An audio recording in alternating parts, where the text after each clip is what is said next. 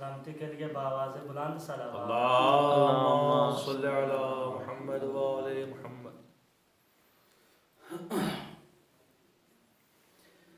ما شاء الله لا حول ولا قوة إلا بالله العلي العظيم۔ رب اشرح لي صدري ويسر لي أمري واحلل عقدة من لساني يفقه قولي۔ الحمد لله رب العالمين والعاقبة للمتقين والجنة للمؤمنين والنار للمنافقين والكاذبين۔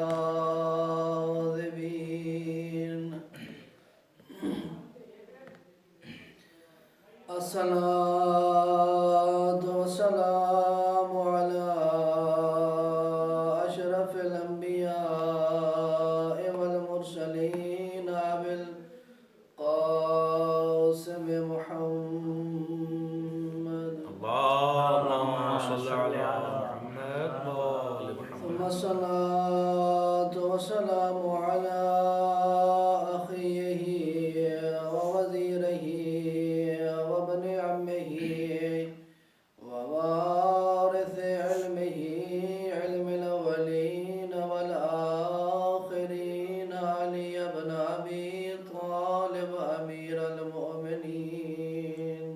اللهم صل على محمد وآل محمد۔ ثم الصلاة والسلام على سيدة الجليلة المخدومة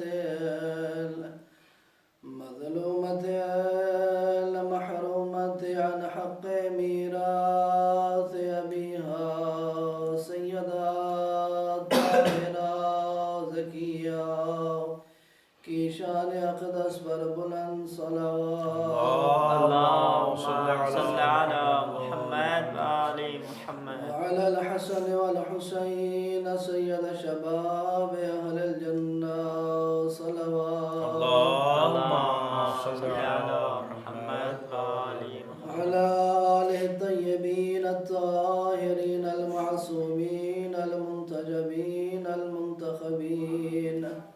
أما بعد، فقد قال الله تبارك وتعالى في القرآن المجيد وفرقان الحكيم: أعوذ بالله من الشيطان الرجيم، بسم الله الرحمن الرحيم، ثم جعلناك على شريعة من الأمر فاتبعها ولا تتبع أهواء الذين لا يعلمون۔ صلوات۔ اللهم صل على محمد وآل محمد۔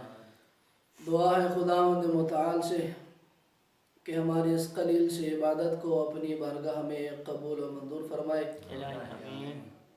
ہماری اس قلیل سی عبادت کے صدقے میں ہمارے اور ہمارے والدین کے گناہان کبیرہ و صغیرہ معاف فرمائے، الہی آمین۔ اور ہمارے بالخصوص وقت کے امام زمانہ روحنا فدا کے ظہور میں تعجیل فرمائے، الہی آمین۔ اور دنیا میں جہاں جہاں بھی شیعان علی شیعان حیدر کرار زندہ ہیں، خداوند متعال ان کی تمام تر پریشانیوں کو دور فرمائے۔ ان تمام تر دعاؤں کی قبولیت کے لیے بلند آواز سے صلوات پڑھیے۔ اللهم صل على محمد وآل محمد۔ محترم سامعین گرامی قدر، ماشاءاللہ۔ جیسا کہ پچھلی مجلس میں بھی اسی سورہ جاثیہ کی یہی سورہ پڑھنے کا شرف حاصل کیا تھا کہ جس میں خداوند متعال ارشاد فرما رہا ہے کہ اے حبیب، ہم نے تمہیں ایک شریعت پر قائم کیا ہے माशाअल्लाह کہ جو ہمارے امر کے ذریعے قائم ہوئی ہے، ماشاءاللہ اس میں کوئی نقص نہیں ہے، کوئی عیب نہیں ہے، کوئی کمی کوئی بیشی نہیں ہے، بلکہ یہ تمام نقائص و عیوب سے مبرہ و منزہ ہے۔ لہذا اے حبیب کبریا، آپ نے اس شریعت پر عمل کرنا ہے، یعنی کوئی عمل کرے نہ کرے، لیکن آپ نے اس شریعت کے ان تمام احکام پر کہ جو ہم آپ کے ذریعے لوگوں تک پہنچا رہے ہیں، ان پر آپ کا عمل کرنا ضروری ہے، माशाअल्लाह کیونکہ آپ ہیں وجود شریعت، آپ ہیں پیکر شریعت۔ کوئی عمل کرے نہ کرے، آپ نے عمل ضرور کرنا ہے۔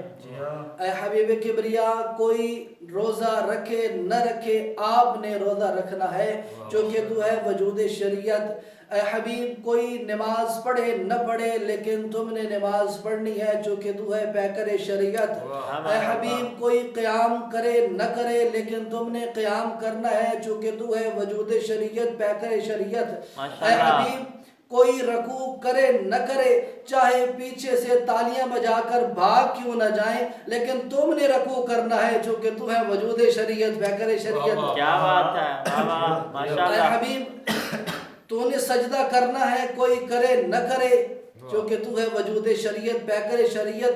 تو تاریخ مرتب کرنے والے تاریخ دانوں کو یہ بتا دینا چاہتا ہوں کہ رسول خدا صلی اللہ علیہ وآلہ وسلم نے قیام کیا امر الہی سے، رکوع کیا امر الہی سے، سجدہ کیا امر الہی سے۔ اب سجدے کو جو طول دے رہا ہے وہ اپنی مرضی سے نہیں بلکہ وحی الہی ہے۔ سبحان اللہ، نعرہ حیدری، سجدے کو طول دینا اس نواسے سے اپنی ذاتی محبت کی وجہ سے نہیں، بلکہ چونکہ وہ وما ینطق عن الہوا کا مصداق ہے، تو اس کی محبت بھی امر الہی ہے۔ سبحان اللہ، माशाअल्लाह شاعر کہتا ہے کہ منصب جو تھا امامت تو لہجہ کتنا متین ہوگا۔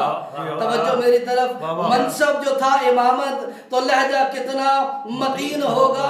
خدا نے معصوم جو بنایا تو عصمتوں کا متین ہوگا۔ توجہ میری طرف، خدا نے معصوم جو بنایا تو عصمتوں کا متین ہوگا۔ لعاب سرور، لہو علی کا بطول کی گود، حسن شبر، یہ ساری چیزیں ملا کے دیکھو حسین کتنا حسین ہوگا۔ نعرہ حیدری،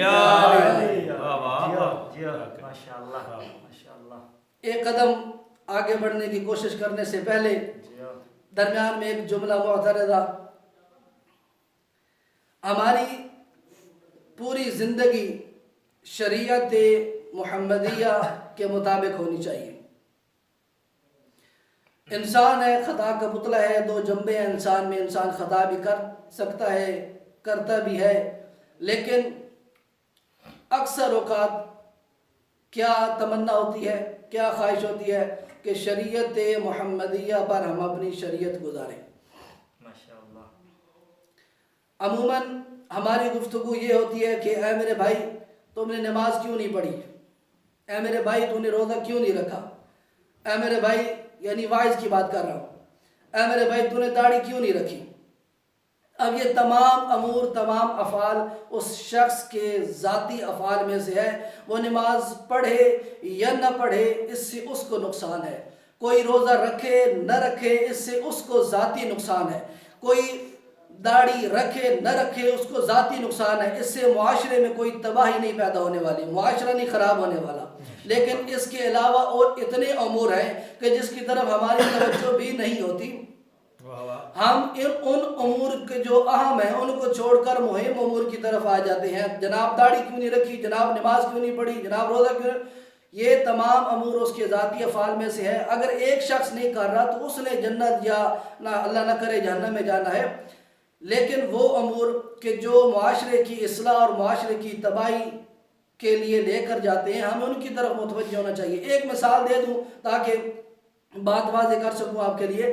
عموماً یہ ہوتا ہے کہ جوائنٹ فیملی ہوتی ہیں، اکٹھے سب رہ رہے ہوتے ہیں، اب وہاں پر کیا اگر کوئی چچے کا بیٹا آ گیا، اب اسے بندہ کہہ دے غلطی سے کہ محترم آپ آ تو گئے ہیں لیکن آئندہ احتیاط کیجیے گا، آنے سے پہلے اجازت مانگ لیا کریں، آنے سے پہلے مثال کے طور پر یا اللہ کہہ لیا کریں تاکہ ہم متوجہ ہو جائیں، آپ کو ثواب بھی مل جائے گا یا اللہ کہنے کا، ذکر خدا ہے، اور ہم بھی متوجہ ہو جائیں گے۔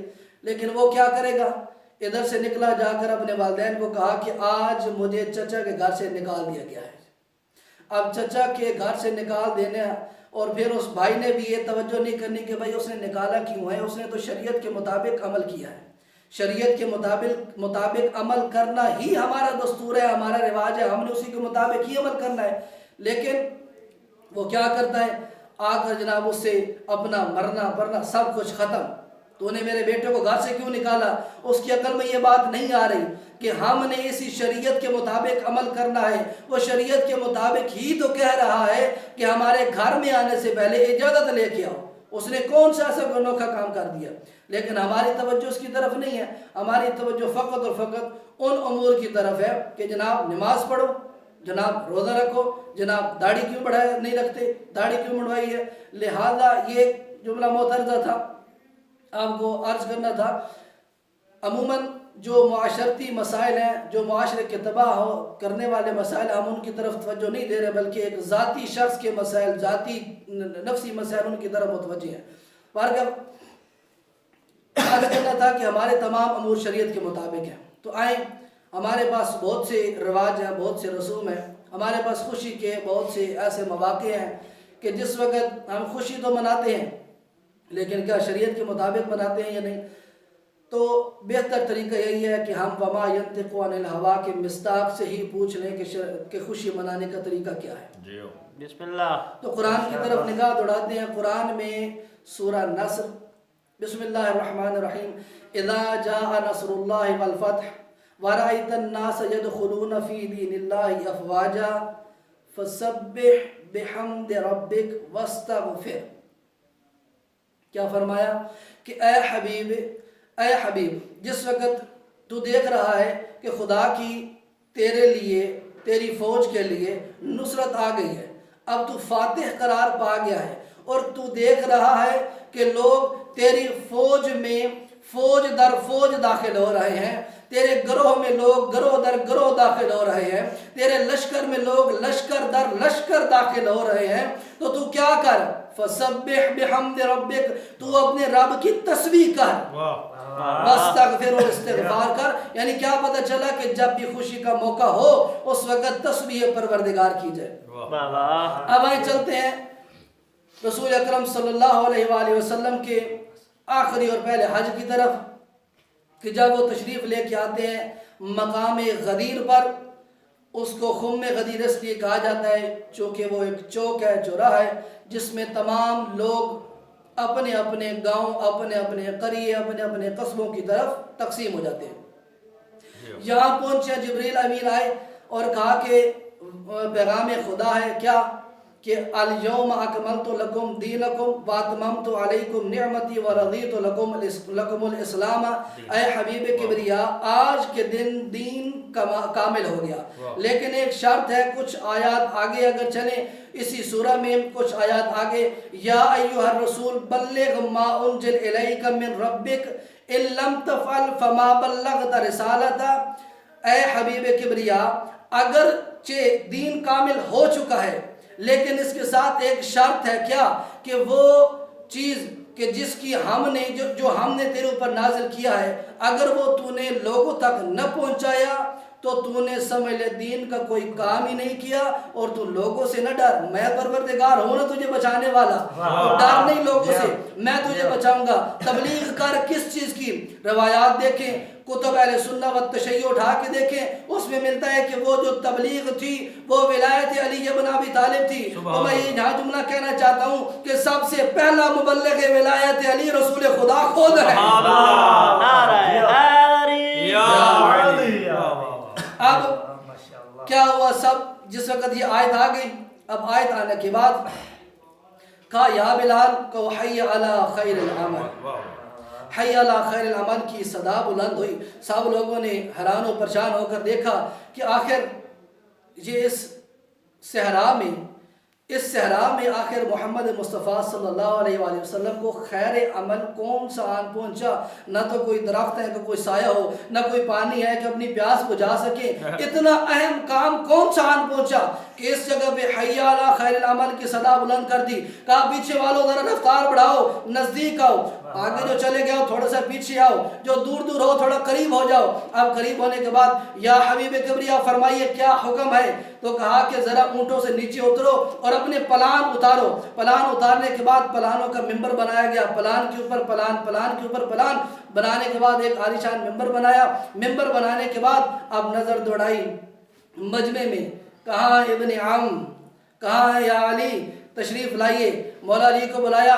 یاد رکھیے گا کہ جس وقت خوشی ہوتی ہے اس وقت تسبیح پروردگار کرنی ہے۔ اب یہاں پر محمد مصطفیٰ صلی اللہ علیہ وآلہ وسلم کو خوشی کیا ملی کہ آج کے دن دین کامل ہو گیا۔ اس سے بڑھ کر خوشی کیا ہو سکتی ہے کہ دین آج کامل ہو گیا، اتنی مشقتیں اٹھانے کے بعد دین کامل ہو رہا ہے۔ تو محمد مصطفیٰ خوش نہ ہو تو کیا ہو؟ اس خوشی کے موقع پر امر الہی کریں تو سمجھ لیں خدا کی تسبیح ہے۔ امر الہی کیا ہے؟ یا علی تشریف لے کے آئے، ہاتھ پکڑا یا علی کا، بلند کر کے کہا من کنت مولا ہو فہذا علی المولا۔ تاریخ دان ذرا توجہ کریں، آپ کو یہ بتانا چاہتا ہوں کہ جو من کنت مولا ہو فہذا علی المولا رسول خدا فرما رہے ہیں وہ اپنی مرضی سے نہیں بلکہ امر الہی کی وجہ سے کہہ رہے ہیں۔ ماشاءاللہ۔ چونکہ اگر امر الہی نہ ہوتا تو وہ وما ینطق عن الہوی ان هو الا وحی یوحی کا مصداق ایسے کہتا من کنت مولا فہذا علی المولا۔ جس وقت تک رسول خدا صلی اللہ علیہ وآلہ وسلم زندہ رہے تب تک بڑے سکون کی زندگی گزار رہی تھی زہرا اور علی مرتضیٰ علیہ السلام۔ رسول خدا صلی اللہ علیہ وآلہ وسلم کے گزر جانے کے بعد علی تنہا رہ گئے تھے۔ علی جیسا کوئی مظلوم نہیں۔ ایک دن گھر میں داخل ہوتے ہیں، بی بی نے پوچھا یا علی میں نے سنا ہے کہ لوگوں نے آپ کو سلام کرنا چھوڑ دیا ہے۔ مولا نے کہا زہرا بات اگر یہاں تک ہوتی تو خیر تھی، لوگوں نے میرے سلام کا جواب دینا تک گوارا نہیں کیا۔ مولا کو کوئی قصور نہیں تھا۔ تاریخ میں ملتا ہے کہ اگر علی کو شہید کیا بھی گیا تو شدت عدالت کی وجہ سے۔ ارے میرے مولا کو جب ضرب لگی، ضرب لگنے کے بعد اٹھا کر لے جا رہے تھے اپنے گھر کی طرف تو کہا حسن بیٹا ذرا رکو، صحابہ کے مجمع کو کہو اپنے اپنے گھروں کو چلے جاؤ۔ حسن نے کہا یا علی کیوں، آخر یہ تو شریف اصحاب ہیں۔ تو مولا نے کہا میں جانتا ہوں اور یہ شریف اصحاب ہیں اور لیکن میری بیٹیاں میری یہ حالت دیکھ کر برداشت نہ کر پائیں گی، ان کے رونے کی آواز اور میں علی کیسے برداشت کروں، اور میری غیرت کیسے برداشت کرے کہ میری پردہ داروں کی آواز ان غیر محرموں کے کانوں پر پڑے۔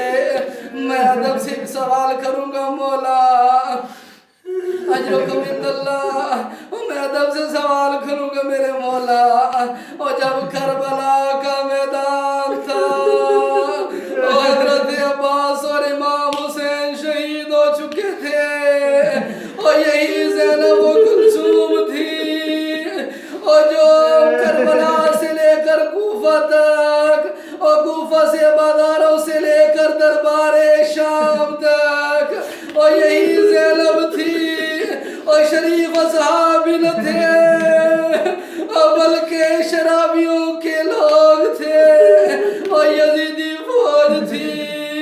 میرے مولا آپ نے کیسے برداشت کیا ہوگا اس وقت، اور جب زینب سلام اللہ علیہ